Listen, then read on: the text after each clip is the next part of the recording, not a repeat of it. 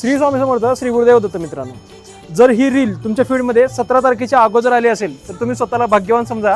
कारण भरपूर स्वामी भक्तांचे मला मेसेजेस आले होते की दादा, स्वामी समर्थ महाराजांच्या हातातला सूर्यमणी हा कसा पाहता येईल, कुठे आहे, आम्ही तर पाहिलाच नाही. भरपूर स्वामी भक्तांचे भरपूर असे मेसेजेस होते.